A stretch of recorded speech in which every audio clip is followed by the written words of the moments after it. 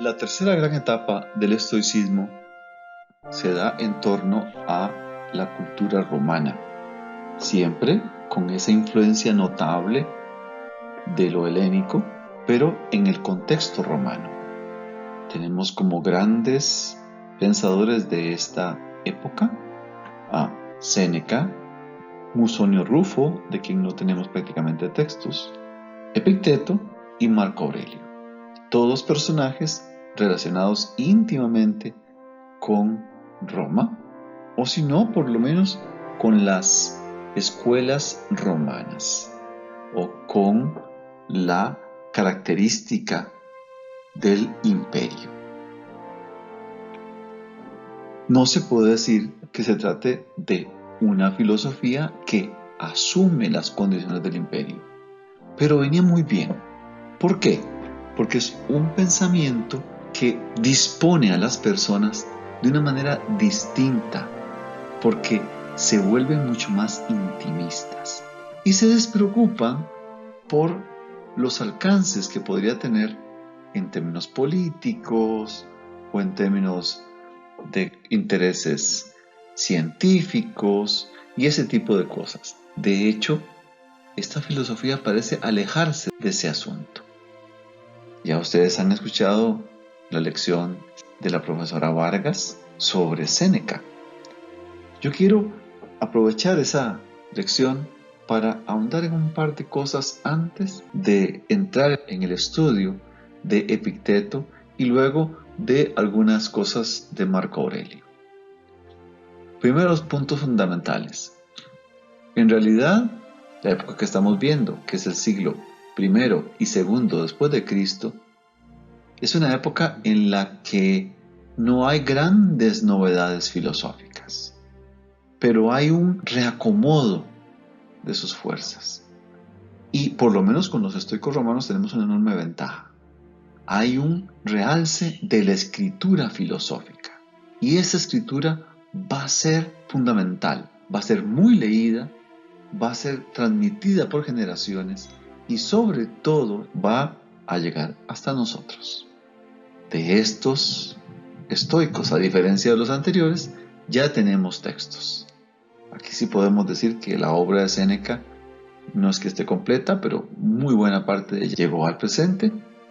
Epicteto no escribió directamente, pero las cosas que él enseñó fueron transmitidas por un discípulo suyo, por Arriano.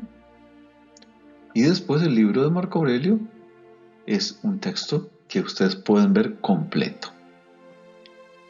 Pues bien, a la luz de esto, antes de ver un resumen de las cosas, deberíamos de leer esos textos. Lo que pasa es que son bastantes. Y obviamente para un curso de estos no nos da para tanto. Solo déjenme desarrollar algunas líneas que podrían ser significativas para el espíritu grecorromano que está en boga. Roma ha pensado, quizás, y esto es lo central, que su política, su gobierno, debe generar una prosperidad que se transmite de una manera particular con la famosa Pax Romana.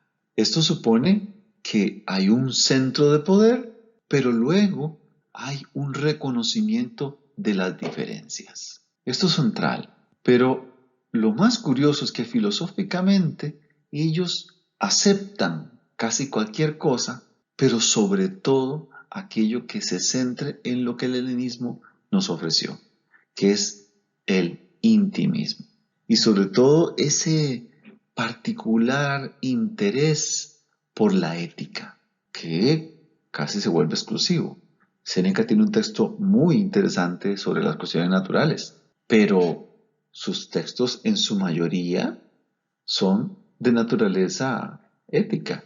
Tratan temas que rondan las cuestiones de nuestro modo de estar en el mundo, de nuestros mejores caminos, las mejores respuestas que podemos dar a nuestras dificultades personales y cómo todo puede enrumbarse de manera adecuada a la comprensión de la vida en su conjunto, pero no como lo pensaría un presocrático, sino de esa vida en su conjunto que le da sentido a mi vida personal. Aquello que el estoico reconocía como una razón universal que al fin de cuentas rige mi propia vida.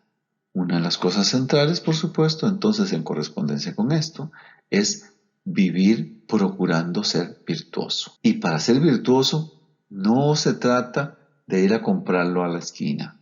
Hay que volverse sobre sí, comprenderse y caminar en búsqueda del sí mismo. Y aquí hay una cosa que en principio nos recuerda al estoicismo anterior, pero abre un sendero muy interesante que es la relación con lo divino. Voy a poner un poquito de énfasis en eso porque me parece que es significativo solo para entender lo que vendrá. Esta es una época en la que la religiosidad íntima se convierte en una fórmula para pensar y, sobre todo, para vivir y transformarse filosóficamente.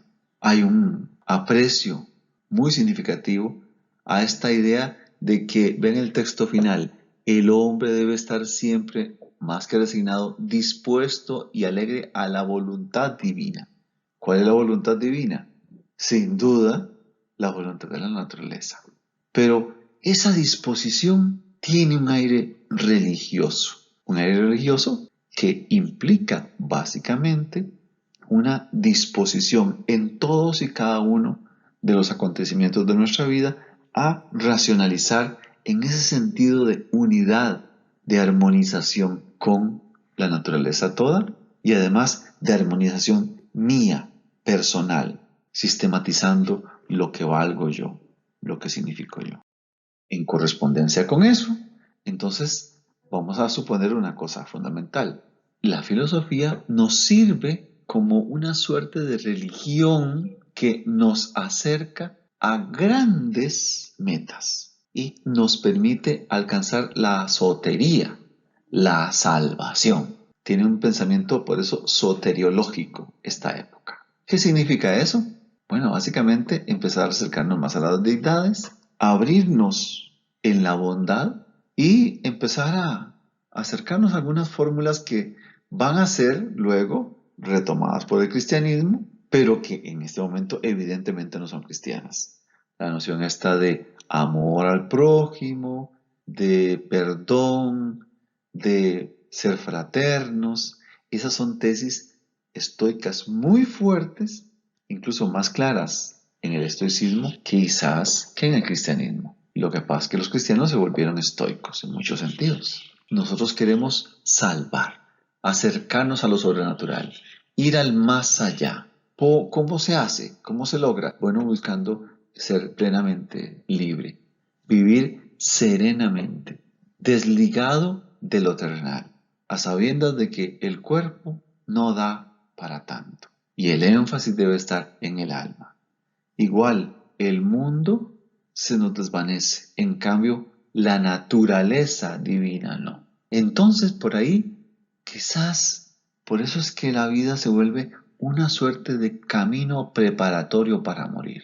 Por supuesto que cuando yo me preparo para morir, yo redefino mis horizontes. Eso es un punto central. Pero por ahí, entonces, empezamos a ver como que hay una preocupación por un más allá. ¿Qué significa ese más allá? No sabemos porque todavía esta gente está pensando que es el sol el núcleo central de lo divino y que es evidentemente el fuego lo que le da unidad a la racionalidad. Eso no lo podemos dejar de tener presente porque no se trata de un cielo o algo por el estilo. Dios entonces coincide con la naturaleza y es una razón que se plasma bondadosamente sobre la materia. Aunque sí parece que podemos situarlo en un lugar privilegiado, quizás en el sol, pero podría estar en lo más alto del cielo, como lo había dicho Panecio, recuerdan, en lo más externo del universo. Ahora, cuando yo me acerco a Dios, me acerco desde mí mismo y Dios estaría, digamos, como dentro de uno. Conocer a Dios es conocer lo que para mí es mi propia vida. Por eso es casi inevitable. Y ahí, ciertamente, volviéndose sobre uno o tratando de conocerse, uno se da cuenta de que hay algo más, que toda la realidad está en mi entorno y toda esa realidad ha sido providencialmente otorgada por el Dios. Todo nace de Dios, a Él todo está dirigido y además Dios cuida de todo. Por eso es que podemos decir que este Dios es providente. Y por último, hay que reconocer que hay un destino. Ahora, en este destino, esto sí es importante, para todos los romanos era esencial ver cómo podemos hacer para averiguar qué es lo que pasará. En ese sentido tenían fórmulas muy diversas. Pero nadie iba a una batalla si no se sabía qué podía ocurrir. Y para eso están los religiosos que nos permiten entender qué es lo que vendrá. Entonces vean cómo se constituye como una tendencia soteriológica, pero además en la que el universo sigue siendo prioritario y este universo está ordenado, así que no hay nada malo aquí y en el fondo los malos somos nosotros cuando nos alejamos de lo que es nuestro deber, nuestro sentido de responsabilidad. Y un último apunte genérico sobre la época y que piensen que va a romper de manera particular en movimientos filosóficos ulteriores. Y es esta idea del alma.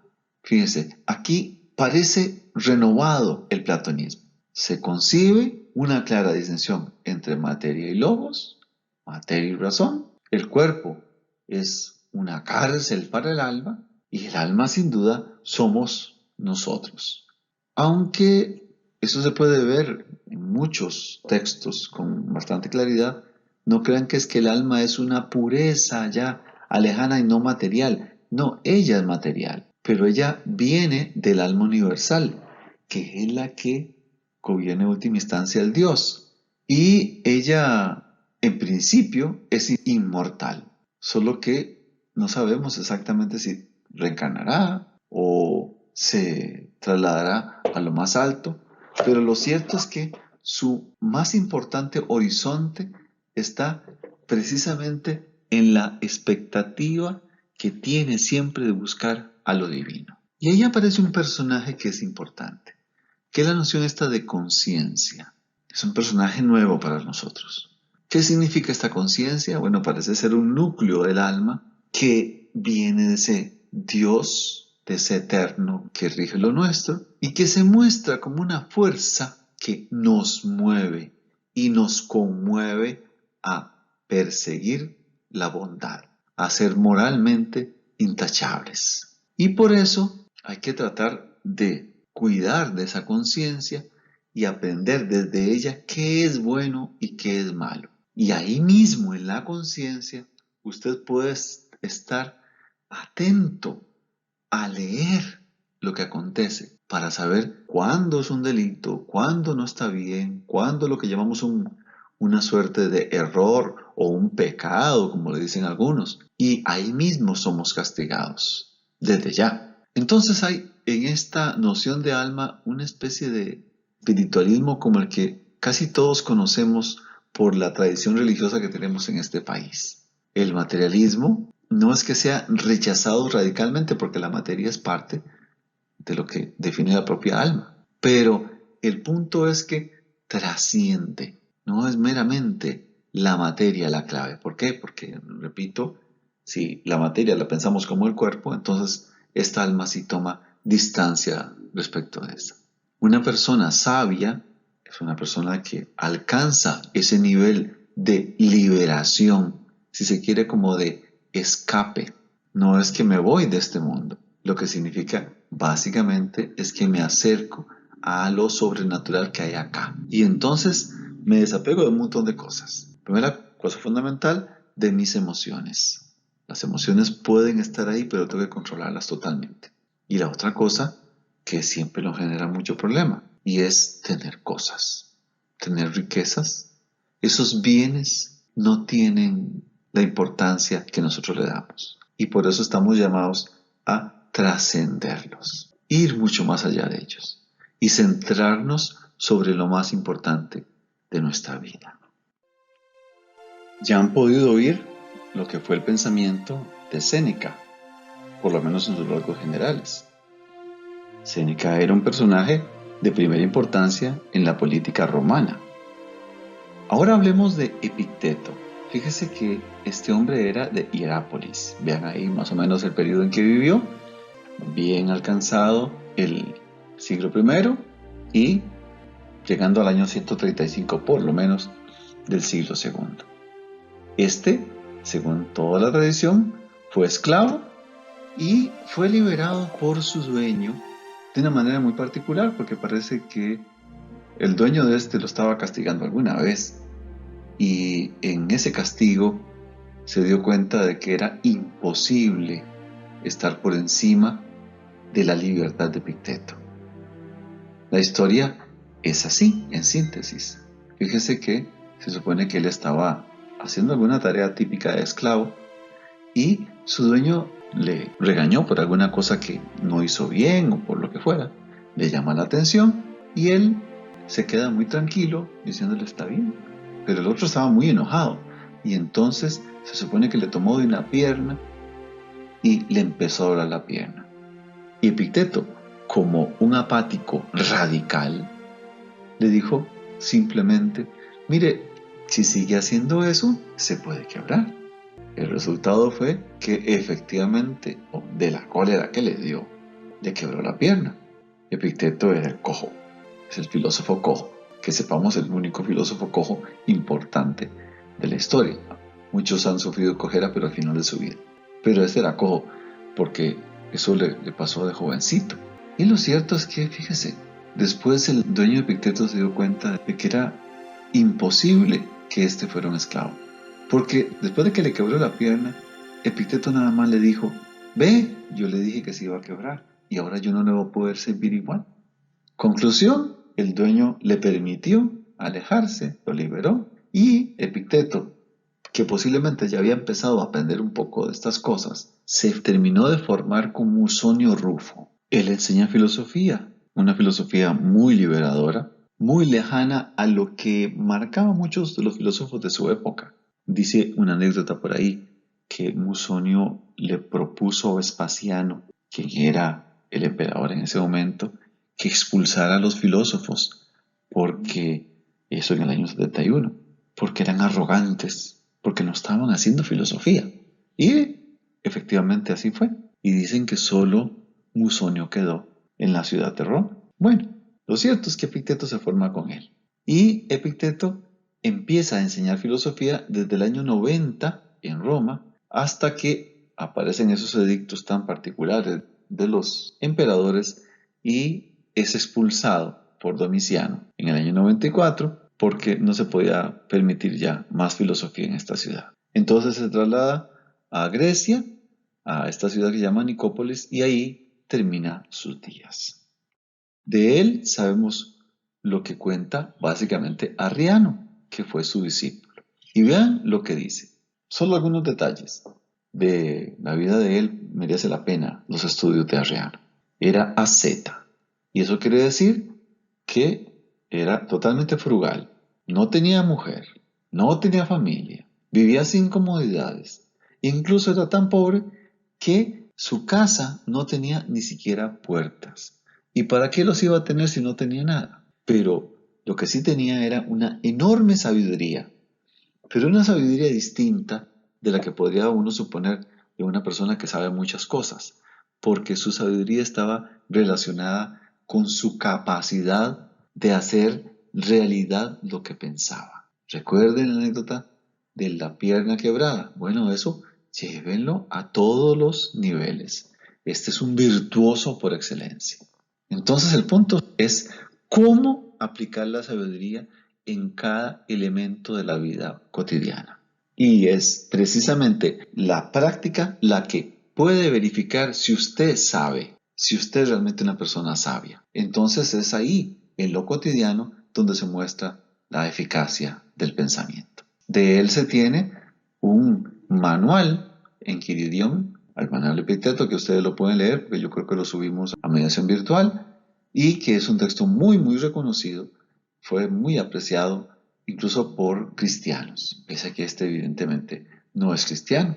Y se trata de un manual de vida práctica, un texto para aprender a vivir, para aprender a sobrellevar, y esto es una especie de moral muy fuerte, sobrellevar cada una de las dificultades que tenemos nosotros en la vida, sobre todo frente a los vicios y enalteciendo las virtudes. Elementos centrales de su pensamiento.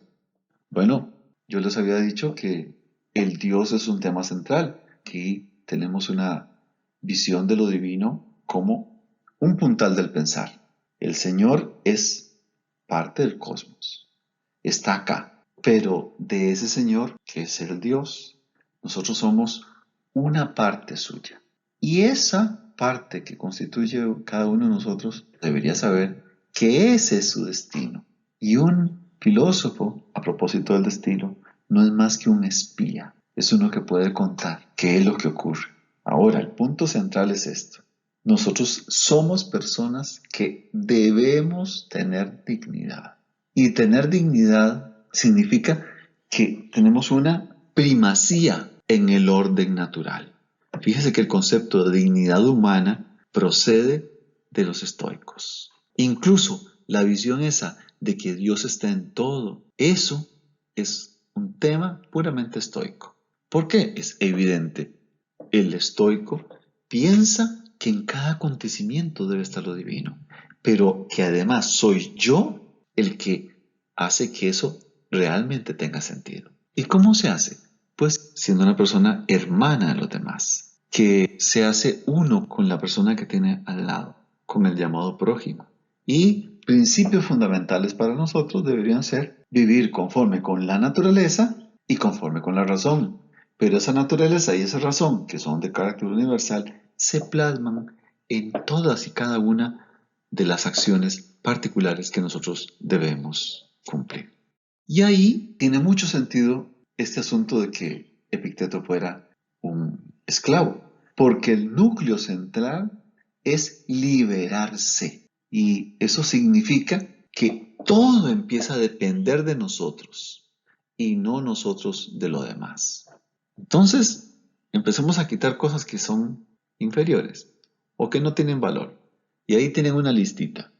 Las opiniones.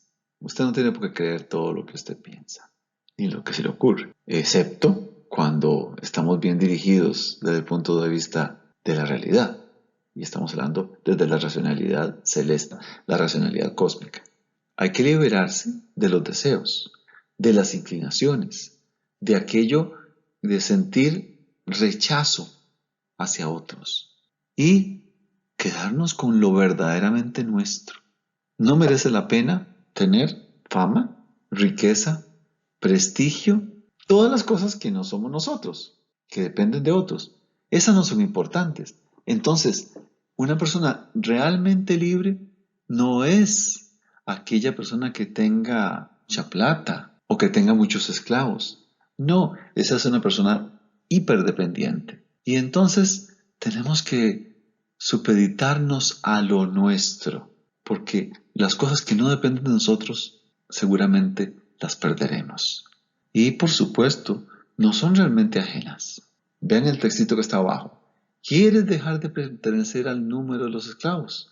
Rompe tus cadenas y desecha de ti todo temor y todo despecho. A propósito del despecho, olvídense de esa rencilla que tuvo hace unos años, de ese desgraciado alejamiento que tuvo de algún amigo suyo, de alguna amiga suya, de algún familiar, de cualquier persona que les haya hecho aparentemente mal. No les den importancia. En la medida de lo posible, recuperen lo más valioso de su vida. De lo contrario, no serán realmente libres. Y a la par de eso, ¿qué significa esta libertad? Vamos a verla en pequeñas porciones. Voy a ver textos de él. Cuídate de envidiar a todo hombre colmado de honores, investido de gran poder o enaltecido de cualquier modo. Porque si la sustancia del bien reside en las cosas que dependen de nosotros, no hay lugar para la envidia ni los celos. Claro, porque soy yo el que las tengo. Evidentemente, lo mío es mío y lo de otro es otro, es de él, es lejano a lo mío. Entonces, la libertad está aquí, en nuestro ser, nuestra plena autonomía. Sigo. Tú no deseas ser estratega, senador o cónsul, sino que anhelas ser libre. Claro, el que tiene puestos es terrible, eso lo sufren un montón. Ahora bien, hay un solo camino que lleva a este fin: el desprecio por las cosas que no dependen de nosotros. Por eso es que eso de tener puertas, de tener chunches, como decimos nosotros, de no poder soportar cuando uno tiene una oferta, de aprovecharla, eso es la verdadera libertad. Finalmente, los dos textos: si dice mal de ti con fundamento, corrígete. De lo contrario, ¿qué importa? Es la opinión de otro. Échate a reír. Si te cuentan que alguien habla mal de ti, no te defiendas, pero comenta: lo que pasa es que él ignoraba mis otros defectos. Si los hubiera conocido, habría dicho más de lo que dijo. En otras palabras, a mí ni siquiera me tiene que preocupar aquello que se diga bien o mal de mí. Sobra. ¿Interesa? Pues para nada. ¿Y qué importa que digan que yo soy así, así, así, así? Si lo soy, efectivamente tengo que corregirlo. Y si no lo soy, que lo digan. Más bien, termina uno siendo reconocido por la propia vida. Y ese es el honor. Esa es la libertad. Ahora, no es que solo miro hacia mí mismo y se me olvida todo el resto de las cosas, no. Una persona sabia no debe quitarse responsabilidades. Más bien, tengo que tratar de ser útil a los demás. Y sería muy cobarde el que yo no me ofrezca para hacer un trabajo que sé que puedo hacer. Entonces, este no es un estoico que renuncia a lo político. Vean cómo dice el segundo texto: engrandecerás a tu pueblo, no elevando los tejados de sus viviendas, sino las almas de sus habitantes, en la medida en que uno sea también un coadyuvante para que todo el mundo mejore su situación. Y si yo, por ejemplo, puedo meterme en política para mejorar la vida de los otros, enhorabuena. Ahora, cuando yo me pienso preocupar por cosas que no son importantes, que van más allá de la propia educación moral que les puedo dar, entonces ahí sí estoy desgraciando la vida de otros. Y eso no tiene sentido. Igual que acusar a los otros de lo mal que me va a mí. Eso no tiene sentido. Y lo primero que debería hacer yo es acusarme a mí mismo. Si yo me acuso, si yo asumo una culpa, entonces empiezo a mostrar cómo he crecido. He crecido realmente en mi formación. Vean cómo se parece esto al cristianismo. Claro, a una parte del cristianismo que nosotros conocemos. Vean que este señor jamás podría haber sido cristiano, ¿verdad? Porque era del otro lado. Ni siquiera podría decirse que conoció la doctrina cristiana. Fue el cristianismo el que tomó y reforzó cosas que estos estoicos estaban señalando. Y fíjese todavía un texto todavía muy interesante, mucho más interesante: la verdad triunfa por sí misma. La mentira necesita siempre complicidad, otra gente que la asume. Y si usted de verdad es una persona que vale, ¿para qué se preocupa? Olvídese de estar enalteciéndose de algo que no merece la pena. Y respecto de uno mismo, vamos a textos de él. No pretendas que las cosas ocurran como tú quieres. Desea más bien que se produzcan tal como se producen y serás feliz. Es el reconocimiento estoico de lo que acontece. Recuerde, como cuando se le cargaron las piernas, eso es lo que es esperable. Eso es lo esperable.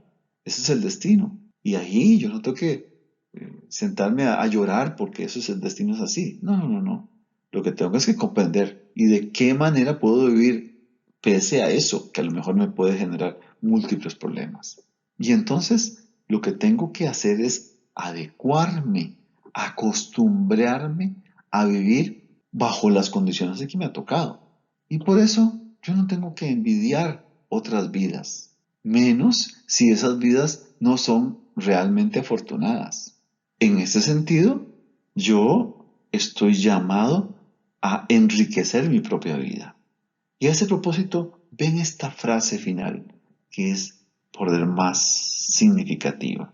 Un barco no debería navegar con una sola ancla, porque recuerden que las anclas se pueden quedar y uno las necesita para mantenerse firme. Tampoco la vida puede quedarse con una sola esperanza. Hay muchas posibilidades y si nosotros no las descubrimos, o nosotros no queremos descubrirlas, es porque nos falta la maduración filosófica, esta de crecer en una identidad más plena. Conocido Epicteto, queda un esclavo, que obviamente terminó siendo un liberto, pero un liberto pobre. Pasémonos al extremo. Ahora hablemos de Marco Aurelio.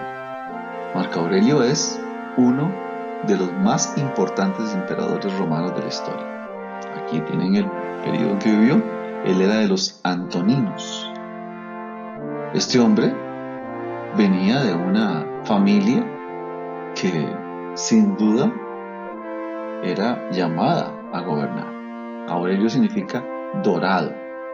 Vean, ahí tienen el nombre que tenía originalmente y cómo luego se convirtió en Marco Aurelio, precisamente porque se constituyó en un hombre sumamente poderoso y además profundamente admirado por su pueblo. De él voy a contarles nada más algunas cosas de su vida y un par de notitas sobre su pensamiento. Porque quizás lo más importante con Marco Aurelio es leerlo. Tienen que disfrutarlo. Tómenlo con paz. Igual que Séneca, igual que Epicteto. Usted se puede pelear con ellos, pero son autores extraordinarios que le cambian la vida a uno. Traten, esfuércense por al menos aprovecharlos. Que en las noches, que en sus lecturas, sin duda, ustedes van a encontrar ahí algo más que sabiduría. Van a encontrar un sentido muy especial para su vida. Algo sobre la vida de Marco Aurelio. Bueno, primero era Antonino, les dije. Era de Bética, la gens española de Roma. Bética es más o menos la zona de Andalucía, en España. El emperador Adriano, cuando lo conoció, se quedó profundamente admirado por su inteligencia, pero también porque era muy franco, un poquito ingenuo en su franqueza frente a un emperador. Y le ordenó a Antonio Pío, su hijo adoptivo, que lo adoptara también. Y por esa adopción, precisamente, fue que Marco Aurelio llegó al poder. Él estudió retórica y estudiando pronto se vio en la tentación de hacer filosofía y tomó el manto de filósofo. Ese era un signo muy propio de la gente de filosofía, andar con manto, igual que dejarse la barba. Fue maestro suyo un tal Junio Rústico, de quien habla muy bien él en sus escritos. Dice que le ayudó a corregir varias cosas, el carácter, sobre todo evitar inclinarse por cosas que no venían bien, no entusiasmarse por hablar muy bien, a no hacer ostentación pública y además a no ser vanidoso. Por supuesto, leer con atención, escribir sin afectación, mostrarse siempre dispuesto para el perdón y para la indulgencia. Todos signos que podría encontrar uno en Epicteto, a quien precisamente él llega a conocer. Fíjese que este Junio Rústico habría sido uno de los maestros que generó Epicteto. Y los elementos que ustedes pudieron ver ahí, lo que destaca es esta cosa de la humildad, de la disposición hacia los demás. Bueno, esas cosas caracterizaron al propio Marco Aurelio. Marco Aurelio sería eficiente como gobernante, pero como pensador, una persona que intentó por todos los medios hacer que su vida fuera correspondiente con lo que le enseñó Junio Rústico. Como emperador llega a ser César en 139. César es asumir el cargo precisamente de gran gobernante, aunque no el emperador. Recuérdese que una cosa es ser César y otra cosa es ser un Augusto. El Augusto es el sitial superior. El César es como el gobernante que está un poquito para abajo de eso. Pero además fue cónsul en 140 y 145. Cónsul era un cargo de mandato general del Estado. sobre todo solo en ciertas regiones. Y como él era hijo adoptado de Antonio Pío, entonces se supone que vivió la prosperidad precisamente de Antonio Pío. Antonio Pío es uno de los gobernantes romanos queridos, igual que Adriano, y a él lo sucedió en el año 161. Pero fíjese qué curioso, habiendo sido los antoninos anteriores gente no solo exitosa, sino tener la prosperidad como compañera, a Marco Aurelio no le tocó estar así. ¿Por qué?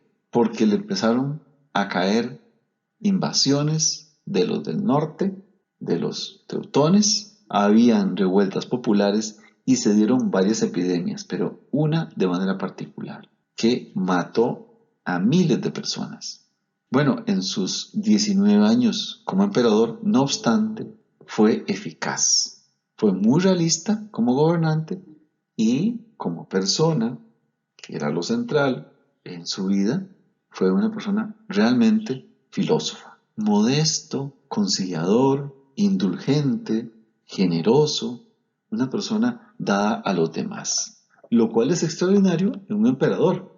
Recuerde que el emperador romano es un gran líder. Además, se supone que tendría que ser un militar. Así que es muy raro termine siendo una persona generosa, dispuesta, humilde, que no le gusta la afectación, que no le gusta andar de importante. Más bien sería como contraproducente. Y por eso a Marco Aurelio posiblemente el puesto no le gustaba. Como gobernante, tuvo guerras de manera particular con los llamados partos, que era con la zona de la antigua Persia, y después con las tribus germanas, que fueron constantes atacando al imperio. Además de eso, le tocó sufrir lo que se llamó la epidemia de Galeno o la peste antonina, que se calcula que pudo haber sido un tipo de viruela o de sarampión, que asoló al imperio del año 165 al año 180, o sea, prácticamente durante el periodo en que él fue gobernante.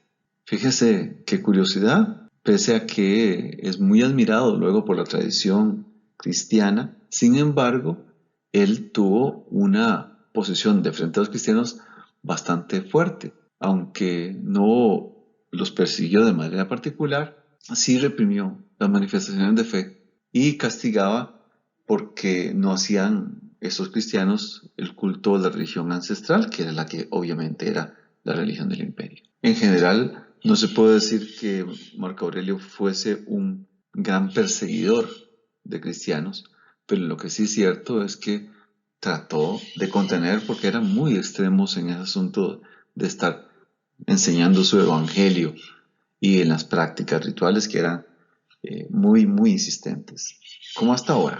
En ese sentido, los cristianos siempre fueron complicados.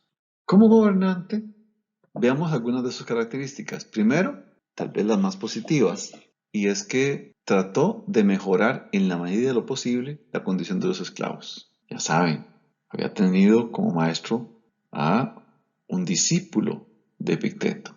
Además, fíjese que, diferencia respecto de muchísimos gobiernos anteriores, trató de elevar el papel jurídico de la mujer en la medida de lo posible. Siempre fue complicado esto. Pero las mujeres, sobre todo las que estaban relacionadas con los emperadores, sí tenían realmente poder. Lo que pasa es que, en el sentido estricto, no lo era, porque la mujer estaba en un papel totalmente subordinado. Desde el punto de vista del derecho penal, eso hizo la dureza. Recuerden que los romanos no eran para nada generosos en esto de castigar. Eran muy firmes. Alivió cargas de los más pobres. Trató con equidad las provincias, lo cual significaba que en términos de impuestos no se recargaba sobre unas u otras y además las construcciones eran por todas las zonas del imperio. Instituyó asilos públicos para la niñez desvalida. Además, en lo que correspondía a los espectáculos circenses, a los famosos juegos estos con gladiadores que no le gustaban, le parecía que era necesario bajar, digamos, la crueldad, que era una cosa de las que más le gustaba a los romanos. En general prefería perdonar porque no le gustaba eso de matar sencillamente por espectáculo público. Y, cosa vamos a hacerla muy significativa, protegió y favoreció a los filósofos, evidentemente. Creó cátedras de filosofía sostenidas por el Estado, lo cual es de agradecer profundamente para la historia, porque muchas de las escuelas de filosofía sobrevivieron gracias a estas políticas. Por lo menos un buen tiempo sobrevivieron. Veamos la parte que tiene que ver con lo militar. Como se había contado, tuvo luchas con los partos. Eso fue siempre complicado. Para cumplir con esto, tuvo que asumir deudas. Y claro, esos empréstitos forzosos siempre son muy complicados de manejar. Lo cierto es que mucho del patrimonio del imperio tuvo que cederlo a la vista de que era necesario constituir un ejército poderoso, que vean por quiénes estaba constituido: esclavos, gladiadores, extranjeros, fugitivos, para ver si acaso se podía contener la llegada de los pueblos bárbaros, de manera particular de los partos, que obviamente tienen que ver con la zona más oriental, y también con los invasores bárbaros del norte, que normalmente estuvieron asolando toda la zona. Lo cierto es que en su periodo realmente el imperio creció enormemente y se logró una paz significativa en el año 175. Gracias a eso empezó a introducir políticas nuevas. Una política nada más, fíjese: admitir a los bárbaros como parte de los colonos, o sea, admitirlos prácticamente como miembros del imperio y además como soldados. Lo que pasa es que esto se volvió muy complicado y pronto hubo de quitarlo. De hecho, en el año 177, los bárbaros rompieron la paz y entonces tuvo que emprender una nueva campaña que terminó en el año 180 con su muerte, debida no a lo que sale en las películas, que la mató Cómodo o como se cuenta muchas veces, sino a la misma peste de la que hemos hablado, esa peste que había diagnosticado Galeno, y por eso la peste de Galeno o la peste de los Antoninos. De él nos interesa de manera particular, y les voy a hablar muy rápidamente de esto porque quiero que lo lean, ojalá si les es posible, su texto llamado en griego ta eis geoton, asimismo, las cosas que se pueden decir unas a sí mismo, que se suele traducir por las meditaciones o los pensamientos. Son varias maneras se puede traducir este texto. Él escribe en griego, no escribe en latín. Vean que estamos en el siglo II y sin embargo la filosofía se sigue haciendo en griego, pese a Cicerón y su esfuerzo por hacer filosofía en latín. Sus textos son muy personales, hay una reflexión íntima, hay una especie como de confesión de sí, de los errores, de los problemas, de las búsquedas y una constante lucha por mejorar, haciendo examen de conciencia constantemente. El texto está dividido en 12 libros y es sin duda un texto que tiene una particular influencia de Epicteto, porque es una filosofía íntima, ya le digo, que busca enaltecer lo mejor de la virtud para ver si yo la puedo asumir. Él, en general, en este texto muestra ser pesimista porque las pasiones son un factor demasiado poderoso que cuesta mucho superarlo y, claro, hay que perseguir constantemente la racionalidad para lograrlo, pero es muy, muy difícil. Él, como Epicteto, tiene un especial apego, una especial admiración hacia la austeridad y un ascetismo en general, y entiende que la filosofía es eso, un modo de hacernos autocontrolados. Y, por supuesto, un emperador lo que menos puede lograr es ser una persona que se esconda, ascética, pero lo intentaba en la medida de lo posible. Vean cómo dice él mismo: despreciaba, detestaba el poder. Él no quería cesarizar, no quería ser un César. Todo todo lo contrario, quizás ser como un Epicteto. La filosofía suya, evidentemente, es estoica, pero recoge elementos de Aristóteles, que está muy en boga, y de platonismo, que no había dejado de estar presente en la biblioteca de todas las personas de filosofía desde el siglo IV. Planteamientos éticos suyos, con esto vamos a terminar. Reclamo a lo interior, soy yo y es mi independencia lo más importante, independencia de lo externo, de las pasiones, de todo aquello que me quiera a mí manejar. Hay que vivir en relación con Dios y Dios se expresa en lo humano, se expresa en la naturaleza y Dios dicta en la conciencia qué es lo que debo hacer yo y en consecuencia Dios me pide a mí darme a los demás y darme de manera particular a los demás siendo emperador es ser humanitario. Una posición fundamental en él es que tenemos que amar a todos los semejantes, de manera particular a los débiles, a los equivocados, a los ingratos y a los enemigos. Y para eso hay que educar a las personas, tratando de comprenderles, tratando de acercarles. Tal vez ustedes dirán, uy, esto es exactamente como el cristianismo, sí, pero este no era cristiano. Los cristianos se volvieron aurelianos. Los cristianos entendieron que esto funcionaba muy bien. Y eso de un cristiano amando a todos no es claro. El cristiano está amando al prójimo, al inmediato, a su compañero de iglesia, pero no a todo el mundo. Esa es una visión que, repito, surge más bien del estoicismo. Él plantea, como es propio del helenismo en general, que no hay que tenerle miedo a la muerte, y como estoico en general, asume proclamas del estoicismo griego clásico, pero prefiere poner peso en la ética antes que en la física, lo cual hace que no sea tan consistente como podría haber sido Zenón o Crisipo respecto de la relación entre naturaleza y mi vida, o incluso como el propio Séneca lo había estimado, porque para Séneca entender las fuerzas de la naturaleza, entender esa vida, al final es entenderme a mí mismo. Con Marco Aurelio cerramos y abrimos una nueva época.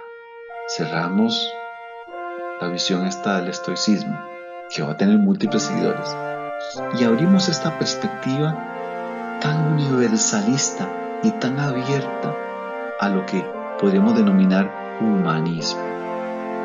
Esta visión que viene construyéndose con el estoicismo va a ser quizás algo de lo que todavía hoy nos sentimos felizmente orgullosos los que somos de filosofía, porque esto nació con la filosofía. Esto nació con un sentido realmente hondo de lo que es ser humano y de lo que constituye ese ser humano respecto de la naturaleza común.